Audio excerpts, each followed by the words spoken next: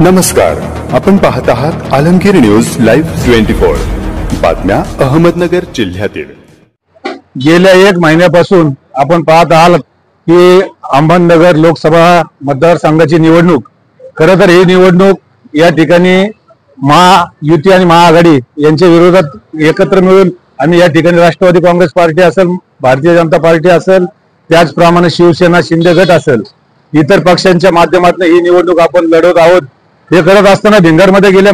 भरापासून या प्रचाराची धुरा या ठिकाणी आमचे अहमदनगर शहराचे लोकप्रिय आमदार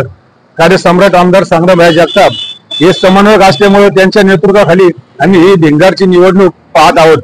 खरं तर या ठिकाणी आमदार संग्रामभाई जगताप यांच्या माध्यमातून गेले अनेक प्रश्न या ठिकाणी सुटलेले आहेत आणि त्यांच्या माध्यमातून आम्ही या निवडणुकीला सामोरे जात आहोत। हे करत असताना सकाळी 7 वाजल्यापासून तर आतापर्यंत जवळजवळ उत्स्फूर्त असा प्रतिसाद या ठिकाणी मतदारांनी दिलेला आहे। जवळजवळ 55-60% मतदान होण्याची या ठिकाणी अपेक्षा आहे आणि उत्स्फूर्तपणे असं या ठिकाणी सर्व पक्षाचे कार्यकर्ते काम करत आहेत। हे करत असताना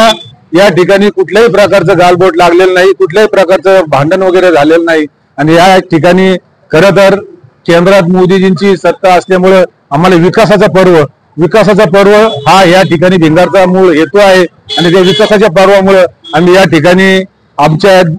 पक्षाचे नेते आदरणीय अजितदादा पवार साहेब असतील, संग्रामभाई जगताप असतील, त्यांनी हा निर्णय घेतला आणि त्याच निर्णयाला आम्ही अनुसरून भिंगारचे सर्व आम्ही या ठिकाणी नागरिक या विकासाच्या पर्वाबरोबर आहोत आणि आमची हीच अपेक्षा आहे की भिंगारचा विकास व्हावा आणि या विकासासाठी आदरणीय नरेंद्र मोदी यांच्या मार्गदर्शनाखाली खासदार सुजय विखे पाटील आणि आपल्या शहराचे लोकप्रिय आमदार संग्रामभाई जगताप हे विकास करू शकतात, म्हणूनच आम्ही हा निर्णय घेतला आणि नक्कीच सुजयदादा विखे पाटील भिंगारमधून चांगल्या मताधिक्याने आघाडी घेतील ही या ठिकाणी अपेक्षा व्यक्त करतो आणि सर्व मतदारांनी आम्हाला भरभरून प्रतिसाद दिला त्याबद्दल सर्वांचे मनापासून आभार मानतो आणि या ठिकाणी थांबतो।